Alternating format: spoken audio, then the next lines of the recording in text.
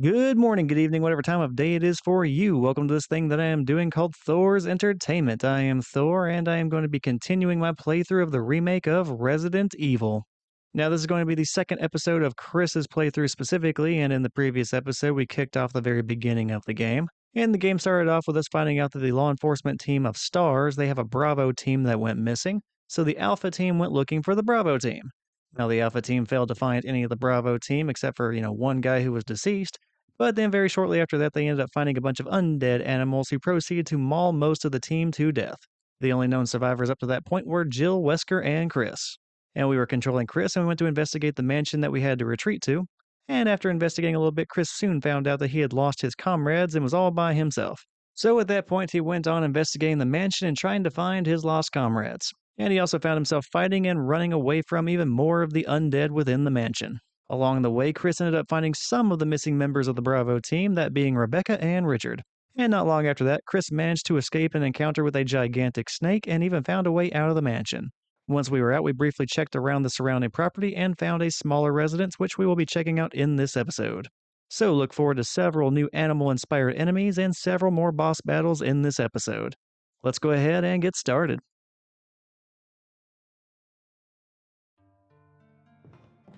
And alright, I am back. And as I previously said, it is finally time to go ahead and explore the residence and see what all is going on here. Which, if you saw Jill's playthrough before this one, not a whole lot has changed between her and Chris. I think they basically have about the same number of cutscenes as each other, although the ones for Chris happen in different places and with different characters than they did for Jill. Like, for example, Jill goes to room 002, and then she overhears Barry talking to someone about stars being destroyed, and then Barry tries playing it off like he was just talking to himself. Now, Chris, he does not have any sort of a cutscene in room 002 and does not get that kind of clue from Barry because, well, there is no Barry in Chris's playthrough. Although Chris does get his own cutscenes in the residence and gets his own plot points as well, so we'll get to those in just a moment. We ended up getting everything that we needed from the bar area here in the residence, and this time around I actually managed to avoid the spider without taking any damage. The spider was a bit more fortunate against Jill, getting in at least one hit that poisoned her the last time I was here, but with Chris he didn't have any sort of trouble, so that's pretty good. Oh, and I did get on a bit of a trend of talking about this remake versus the original Resident Evil, and that little bar area is a little bit different here than it was there. Now, I don't remember everything there is about the original Resident Evil, so there are some things I might not be recollecting as clearly as I possibly could, but when it comes to that bar area, if I remember correctly, it wasn't a multi-level bar area where you were starting off on what was basically the second floor, you go down some stairs to the bar, or you go up some stairs to a pool table. If I remember correctly, in the original game, it was all just one floor. And also, I believe the clues are a bit different here in the remake as opposed to what they were in the original. Here in the remake, you have to look at the candles and figure out what the color of those candles are, and then go look at the pool table and try and figure out what ball is corresponding with the color of that candle, and then what the number is on that ball. And that gives you some clues as far as the passcode needed to enter a certain door in the residence. And in the original, I think you only needed to look at the pool table and then the sticks were pointing at certain balls, and that was your clue. Now, I don't bother looking at those clues because I have no intention of ever opening that door. The reason for that being the door I'm referring to is for a little chemistry area here in the residence where, if you chose to do so, you could concoct the J-Volt, the V-Jolt, whatever it's called, the chemical that can be used to help you kill Plant 42. But rather than make that chemical, I am just going to be using Chris here to shoot that plant as much as possible until it eventually dies. There is a scenario where Chris ends up getting constricted by Plant 42, and then Rebecca has to step in and save him, and you get to control her a little bit. And it's her that goes into the chemistry area and then concocts that chemical. But to get into that chemical room, you do have to know what the code is, or we know what the clues were to try and figure it out. So yeah, that's where that would have come into play. The thing is, making that chemical is a much more time-consuming process than just shooting the plant with Chris. So I made sure not to fulfill the criteria needed for Rebecca to step in and help you, because her helping you actually makes things take much longer. And the same concept is true for Jill as well. That's why I did not mess around with that room at all whenever I was doing her playthrough. So in both scenarios, there's really no reason for you to look at those clues or to go into that room, depending on the decisions you make throughout the game. Now, I could be wrong, and maybe that is the faster way of approaching Plant 42, but in my opinion, it's better just to not do all that and just shoot the plant. Now, if you find yourself needing to open the chemical room or just want to explore that scenario, If I'm remembering correctly, the code is always going to be some combination of the numbers 3, 6, and 5. Although depending on the playthrough, I believe that code does change. It'll still be some combination of those numbers, but say if the last time you went in there it was 3, 5, 6 that you had to enter in order to enter the room, it may not necessarily be that the next time. The next time it might be 6, 5, 3. But in any case, it's always going to be a combination of those 3 numbers, and there are only so many combinations you can possibly have for 3 numbers, so you shouldn't really have to try too many times before you figure it out. Now, we are about to be in the Aqua Ring, and I have to say this is one of the areas that got changed the most in this game. In the original Resident Evil, it was essentially just one square hallway with a big aquarium in the middle that was broken. And then all the water had already poured out and then had flooded that hallway, and then we had 3 sharks in that hallway. And the sharks were nowhere near as big as they are here in the Resident Evil Remake. And yeah, also here in the Remake, it's definitely not just a square hallway. Like, it is a multi-level aquatic area, and it is awesome, and they definitely changed a lot here. And I already kind of made this observation or joke back during Jill's playthrough, but it definitely feels very reminiscent of Deep Blue Sea, which, I mean, I'm fine with that. This area definitely needs some improvements, and there are definitely worse things you could have done than ripping off Deep Blue Sea and then just putting in zombie sharks. It's kind of cool, it kind of works, and I'm digging it. Anyway, let's go ahead and check out the change. Richard! Chris! Chris, stop! No!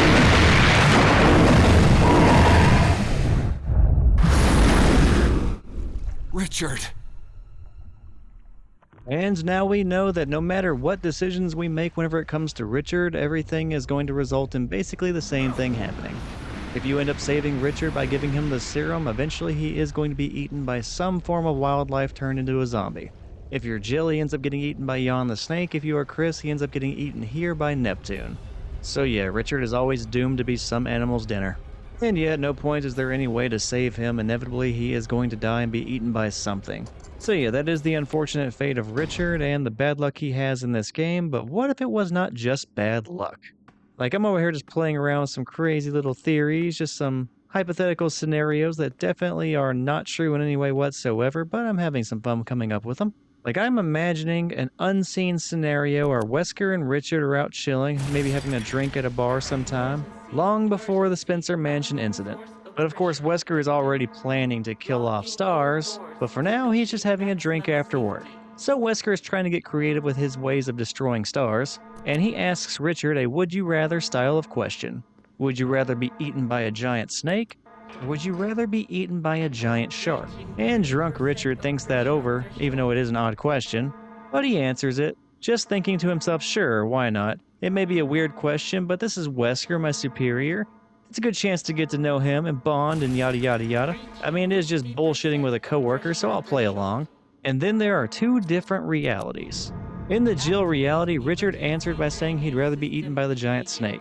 But in the Chris reality, he answered with a giant shark. And it turns out it was not just a random drinking would-you-rather question. Wesker then begins planning a super specific scenario where Richard then has to encounter the very same animal that he said he would rather be eaten by. And then Wesker would do everything in his power to make sure that he was eaten by that animal. And that is because Wesker is cartoonishly evil, like mustache twirling kinds of evil. Now that is my random non-canon as hell inclusion to the Resident Evil story.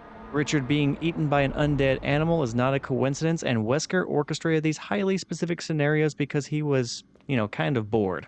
And while he was bored, he just wanted to see Richard get eaten by either a snake or a shark. And whether it was getting eaten by the snake in the attic or getting eaten by the shark here in the aquatic lab, somewhere where we cannot see, Wesker is enjoying the show and laughing his ass off and just maybe having some popcorn and just having the best night of his life.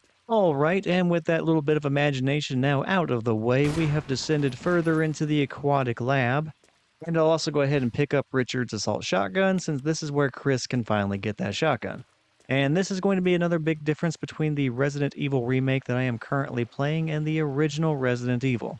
Now, that whole draining process where it was counting down percentages and stuff like that, where we kind of had a timer to get everything drained and also get those shutters closed, none of that was in the original. That was all added for the remake.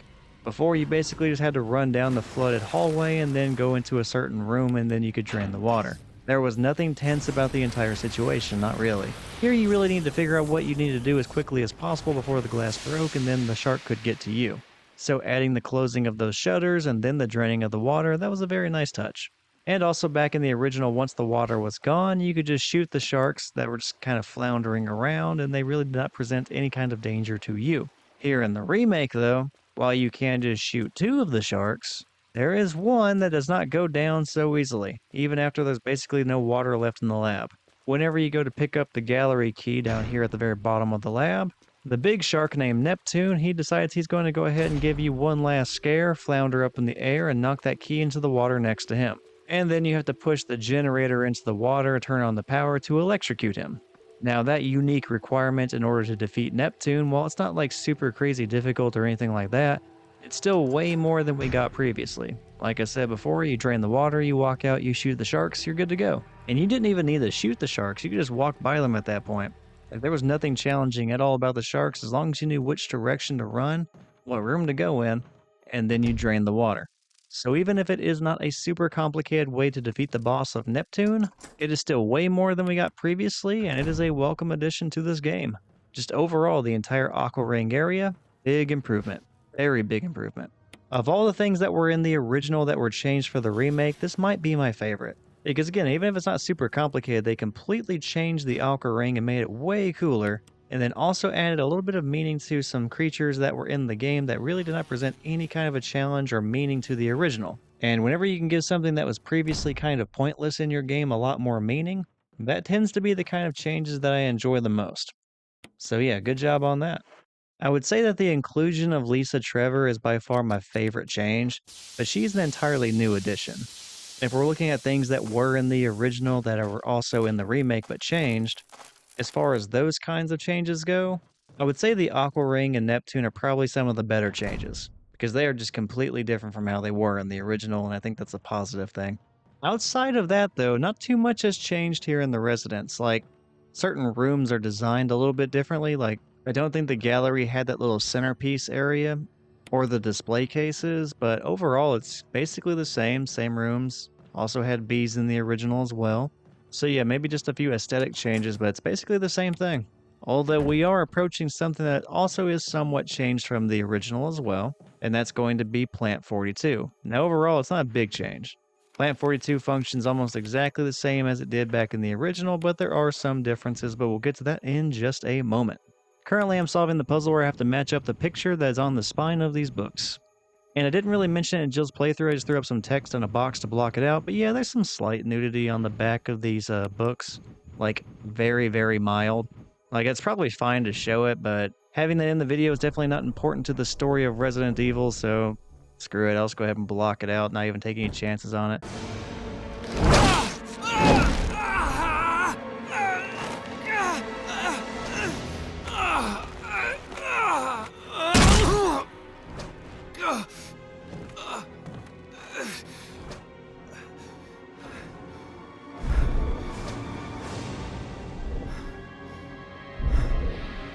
And now for the second boss fight within the Residence, we are facing off against Plant 42. And unlike with Jill, Chris actually got a bit of a cutscene when it came to Plant 42. He is very briefly constricted before being thrown back to the ground. Now that cutscene can go down a little bit differently depending on your actions, like I believe if you do not save Richard whenever it comes to getting him the serum, like if you go get the serum, you come back and you took too long and he died, then I believe in this scenario whenever you're being constricted by Plant 42, Rebecca will show up and then she has to save you by concocting the chemicals to take out the roots of Plant 42. Now obviously since we did save Richard, or at least, prolonged his life long enough for him to get eaten by a shark, Rebecca's not showing up. Which is fine by me because like I said earlier, this feels like the faster scenario, just going ahead and directly fighting Plant 42 rather than going through the whole chemical root scenario. But anyway, in this room we have another difference between the original and the remake. In the original, this room was significantly smaller, and it was not 2 stories. Like you had just a really small square room, and you had a fireplace, and you had Plant 42 in the middle.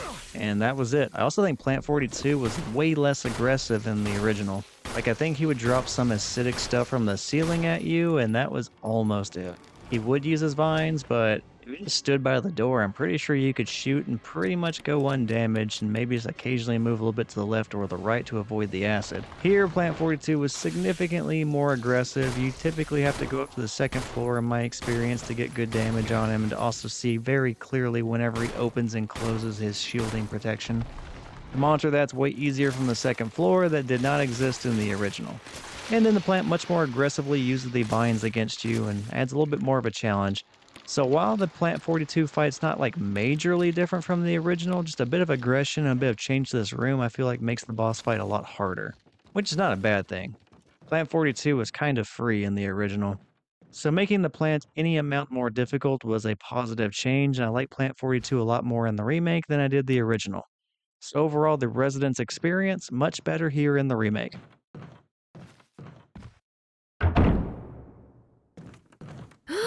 Oh, you scared me. You okay? Yeah, it's dead. But... Richard... he's... gone.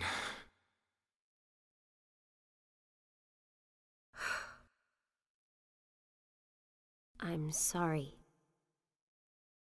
It's my fault. I should have watched out for him. I found a pharmaceutical room. I think I can come up with something useful. I'll be there. I'm glad you're still okay. So yeah, Rebecca was out here and then she pretended like she did not hear me, being like, "Oh, you scared me," like she did not know that I was in the other room screaming and almost dying due to Plant 42. You can't trick me, Rebecca. I know you were just trying to avoid that fight. This room is equipped with all sorts of medical supplies. Want me to treat your wounds? Yeah, would you?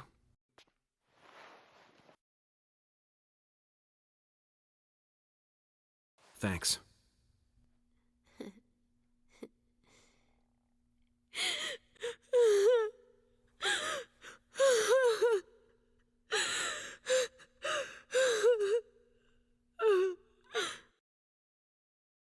Be strong, Rebecca. Oh geez, we got the tears. All right, fine, Rebecca. I guess I'll go ahead and take that free healing you gave us and call it even for you just leaving me to die at that plant's hands. Or the plant's vines, more accurately, I suppose. I'm still a little bit bitter about it, but I'll let it go. Wesker? Chris, you're alive. My words exactly. Where's Jill?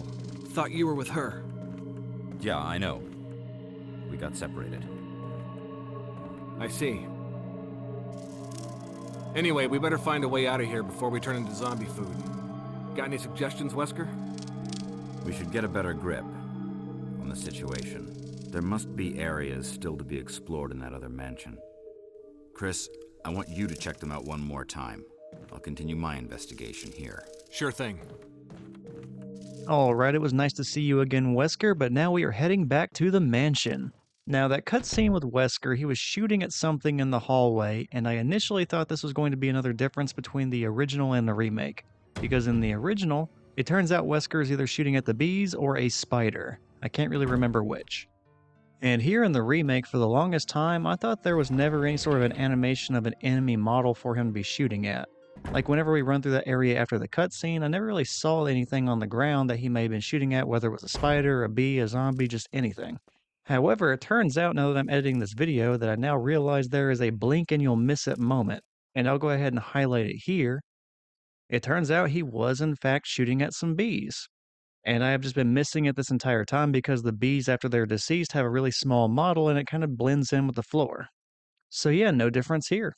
This is consistently the same between the original and the remake. But yeah, I just wanted to point that out because I have beat this game several different times. Ultimately, I ended up platinum trophying this game before I ever even did these videos, and now I'm playing through them again.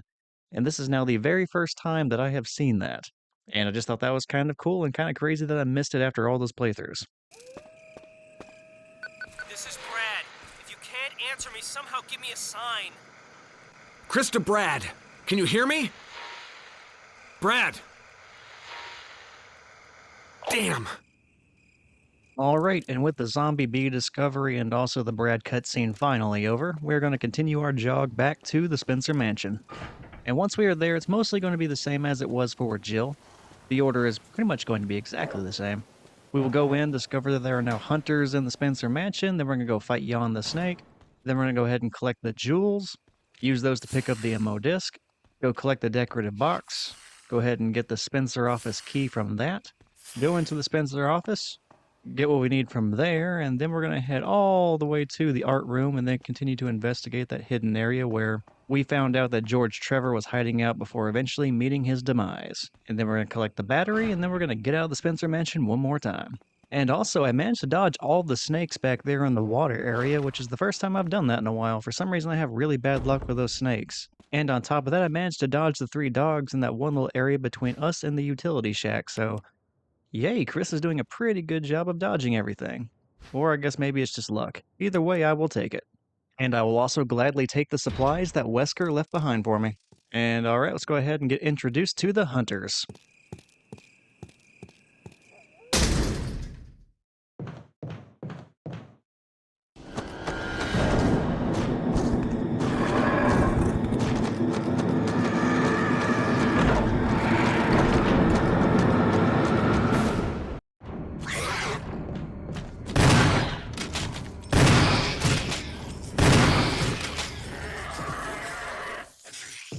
Alright, and that was our way of saying hello and goodbye to the hunter. We do eventually have to go through that hallway again and exit the mansion, so it only really made sense in my mind to just go ahead and take it out so I didn't have to worry about it later. That's probably going to end up being one of the only hunters I take down with Chris, with the exception of like maybe 2, 3 more.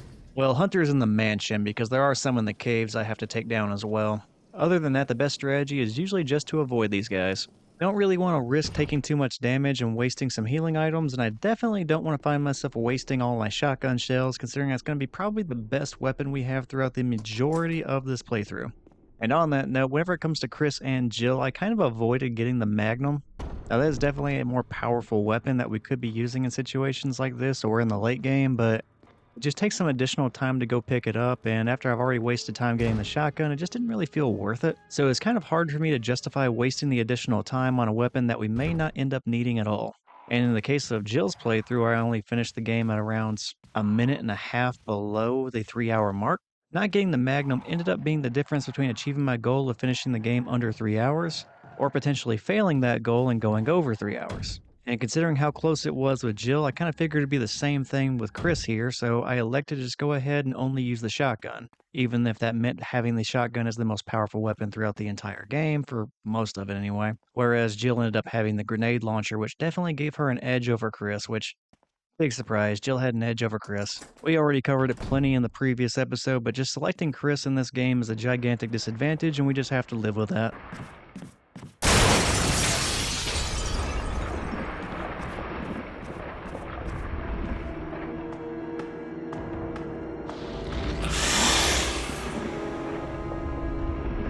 Alright, it is now time for Yawn the Snake Part 2, the encounter where we finally take down the boss. Which, continuing with my theme of comparing this remake to the original, I already kind of hinted at it earlier, but Yawn the Snake is not as difficult as he was in the original. And that's especially true here in the second battle because this battle takes place in a different place than the original. Back then you ended up fighting Yawn the Snake in what currently is the art room in the remake. He was not in the library. So the reason why that is significant is back in the original there were no obstacles between you and Yawn the Snake. It was a big open room, which meant there was nothing that you could run around and use as an obstacle to keep a buffer between you and him and, circling around and shooting him whenever he can't do anything about it. Instead, in that big open area, you had to be a bit quicker about shooting and dodging.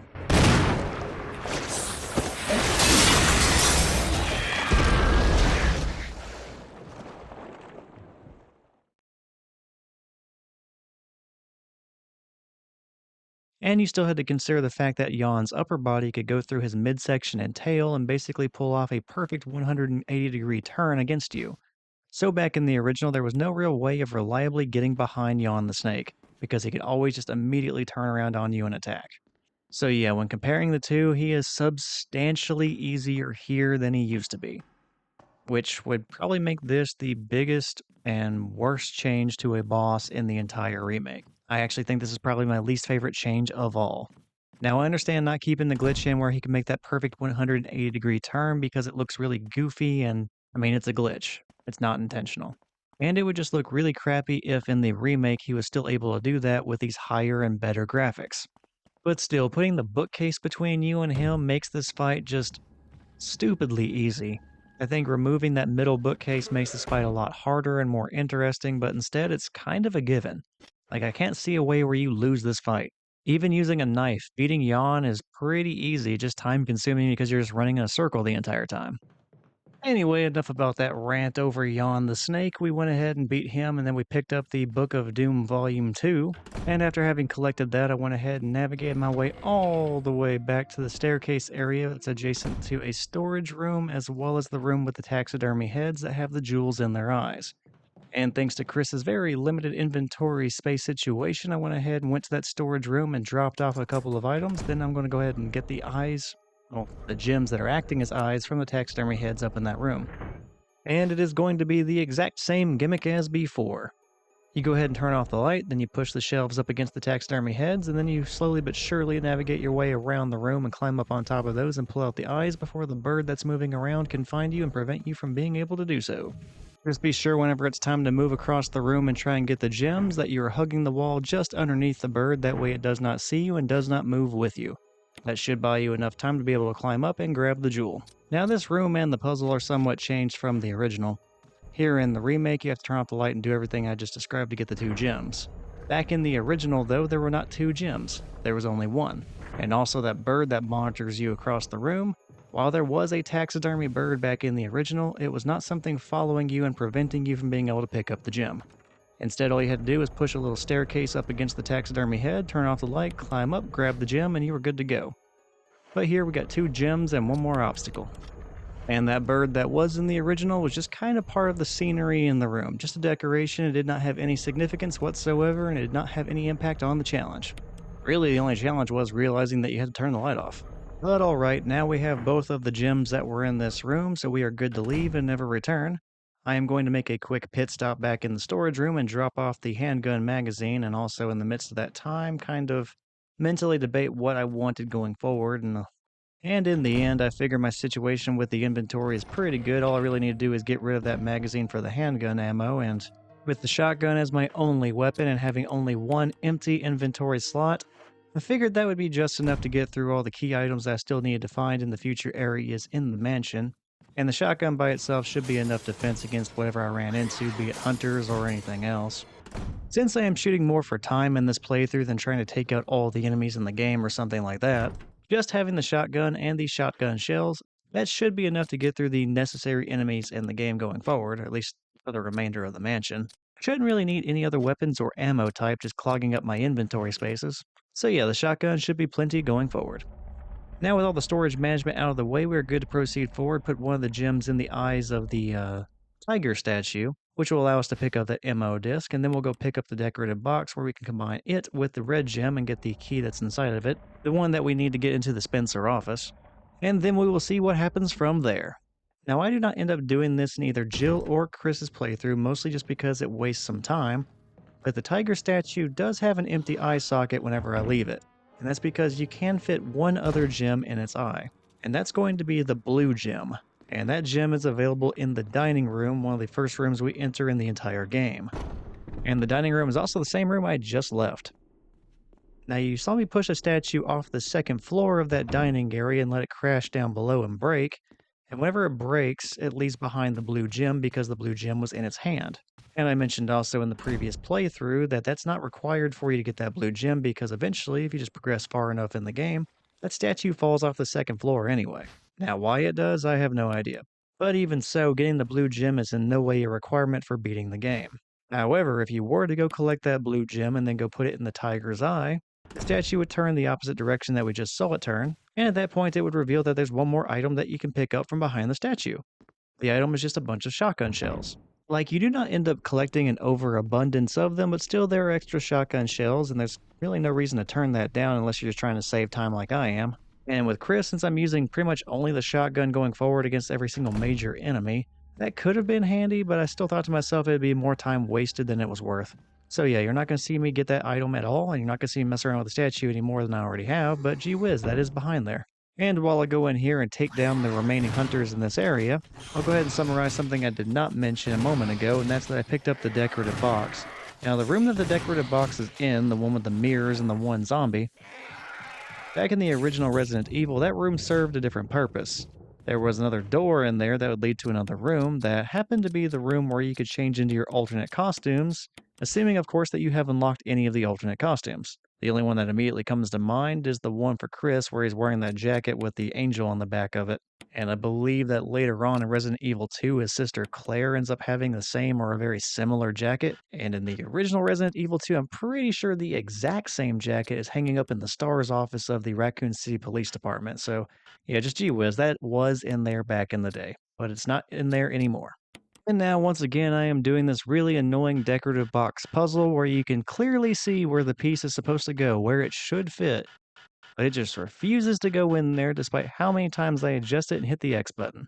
And then it just beeps at me angrily saying it does not fit, but I'm like, yes, it does. Just go in there. But of course it doesn't, and I have to rearrange every single other piece by just a fraction of like a centimeter, and yeah, I really hate this puzzle. It's not hard, it's just it refuses to cooperate with me. Like right there. It took me 9 attempts to get to fit into a spot that it could have fit into at any point in time without me adjusting any of the pieces any more than I already had to, but it just refused, but for some reason on that 9th time, it finally cooperated. Now, why it just wouldn't accept it any of the other 8 times, I have no idea. I couldn't have been off by that much, I barely moved it, but anyway, it doesn't matter, we solved the puzzle, we have the key to the Spencer office, we are good to go, kind of. What do I mean by that? Well, check this out.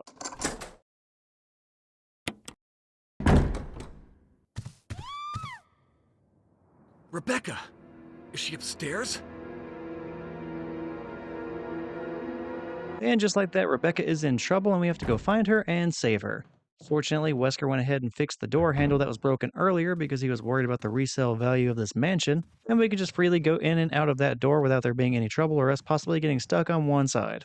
That should make finding Rebecca a little bit faster than it possibly could have been.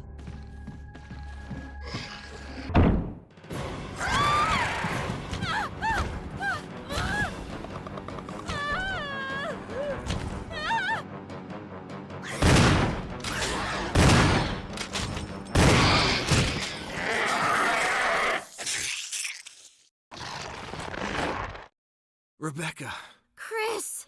you okay? I didn't mean to get you worried. We can't stay here any longer. We have to get to the others and find a way out of here. You with me? Yes. Then I'll go ahead. Until then, Rebecca, you're on your own. Stay cool and use your better judgment. Got it? I can handle myself. Good luck. Alright, we finally saved Rebecca as she was just being completely disappointing for a STARS member, just being a complete damsel in distress, which is very unfortunate. Especially if you ever played like Resident Evil 0 where she was kind of a badass, but I guess this game is just choosing to ignore that entirely.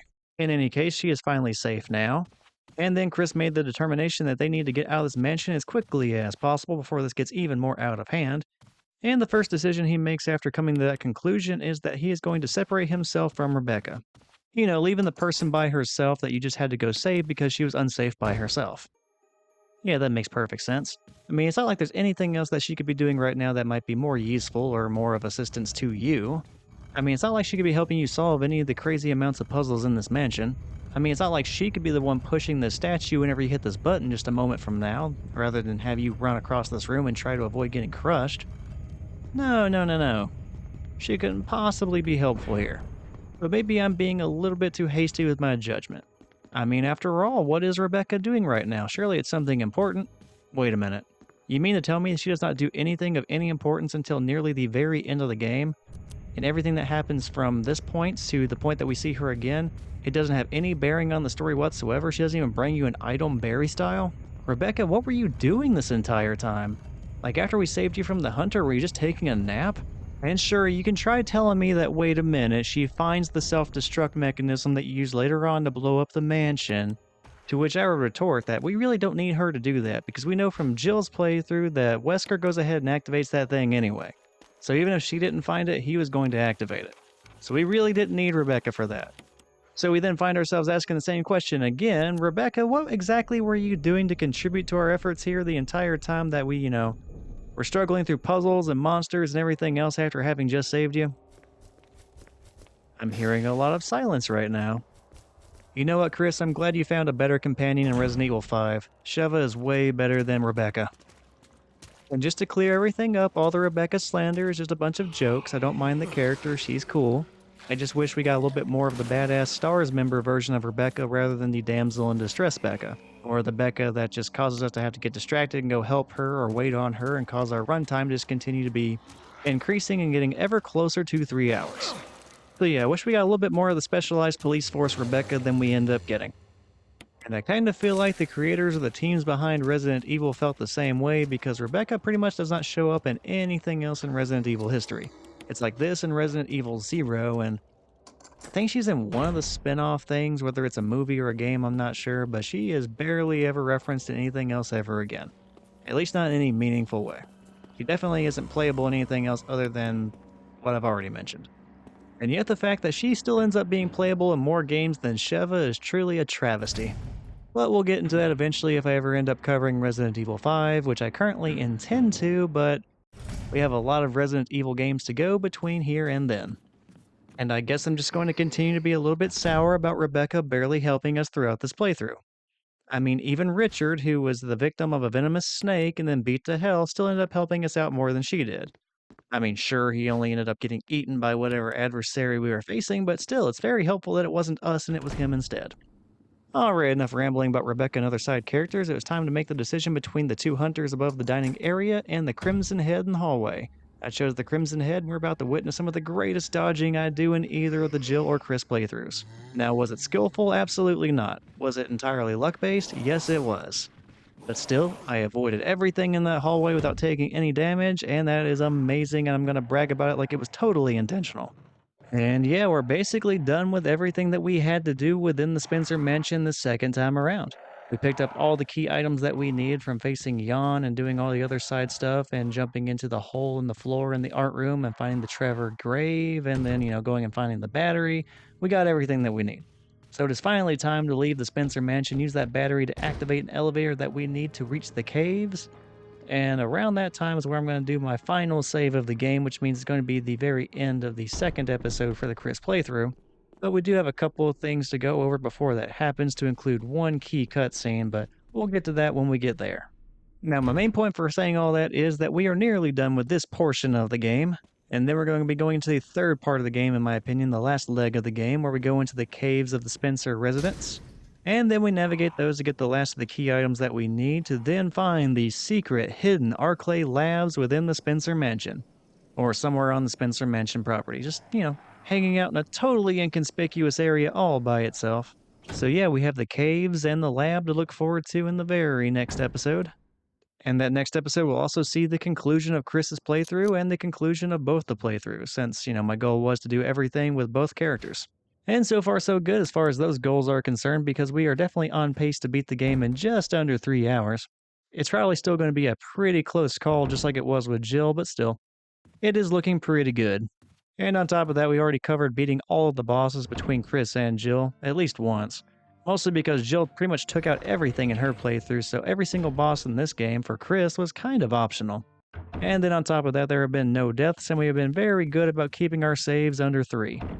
In Jill's case, we only saved 2 times, and in Chris's case, we're going to be doing the exact same thing.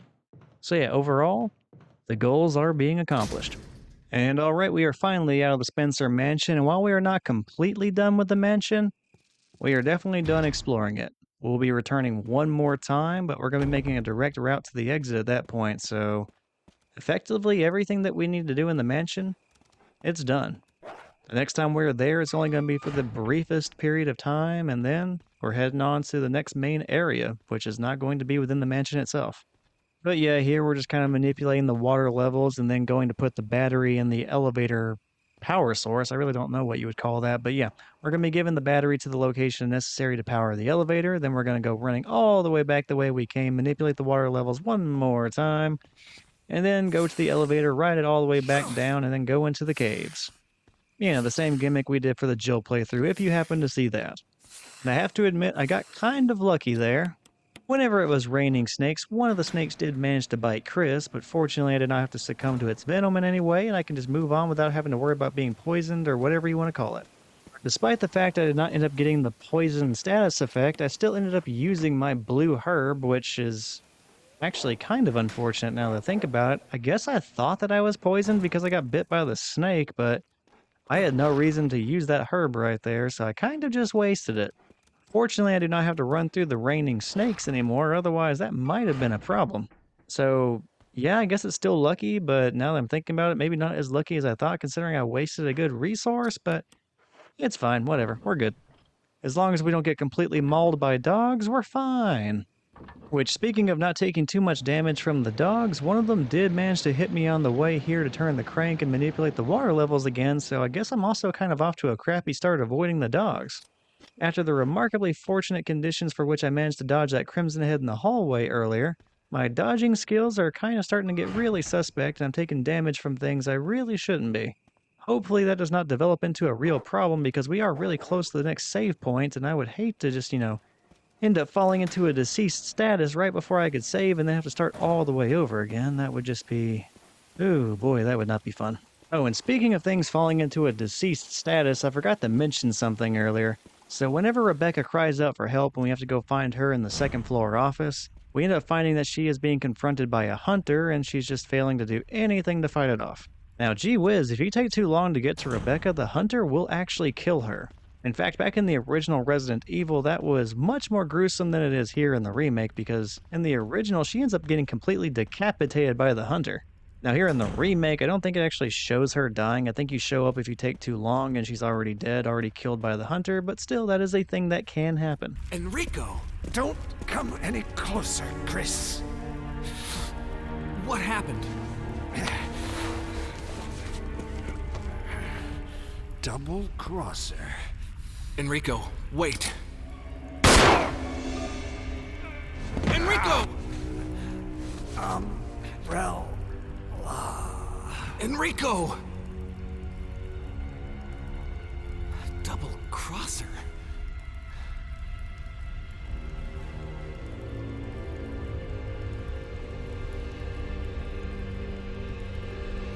And speaking of even more people going into a deceased status, here is Enrico. We meet him and he instantly dies and gives us absolutely no chance to get attached to him or really care all that much that he died. In fact, Enrico is such an insignificant part of this story that I kind of forgot that he was even in the original game because he doesn't even have any more time there than he does here. Like we show up there, he ends up dying, and basically it's the same exact scenario. Super forgettable, and I did in fact forget him, and yeah, he's in both games even though I thought he was only in this one.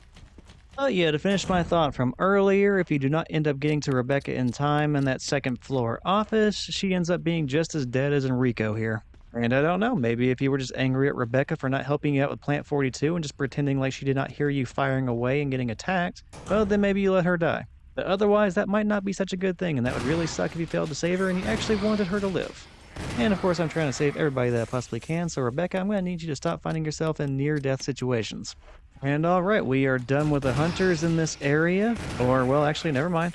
Forgot there was one more, and we're just going to make sure that thing is dead, and then we're going to move on to the save point because it's right on the other side of that door, and I am not going to die one room away from the save point.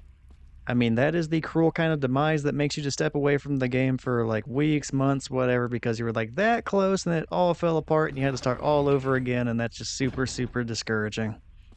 But fortunately, that does not happen here. Even though I go a little bit overkill on the hunter, it is dead. I am safe. We are good to go. And finally, we find ourselves at the second save point for Chris, the very last time I'm going to be saving in his entire playthrough. Anyway, now that we've got that save point knocked out, this is pretty much going to be the very end of the episode. In a nutshell, we ended up fighting a bunch of mutated animals back at the residence. We found Wesker, found out that he was still alive. We went and checked out the rest of the mansion, fought the snake one more time. Ended up saving Rebecca's life. Oh, and also Richard got eaten by a shark earlier in the playthrough. And yeah, now we find ourselves in the caves behind the Spencer mansion, and we're going to be investigating those and trying to find a way off the property that is safe and a way of avoiding all of the undead enemies. And also possibly uncovering more of the secret of what has gone down at this mansion. I mean, we already know based on the journals and stuff that we have found and what Enrico said before he died that Umbrella is behind it, but there's surely more to the story than just that. Anyway, that's going to do it for this episode. Thank you for watching. I hope you enjoyed it. If you did, feel free to check out more of the stuff I have on the Thor's Entertainment channel. I do have the Jill playthrough for this exact same game already uploaded. And besides just the Resident Evil stuff, I do have playthroughs of other games as well. But yeah, that's going to do it for me. Take care, and hopefully I see you next time.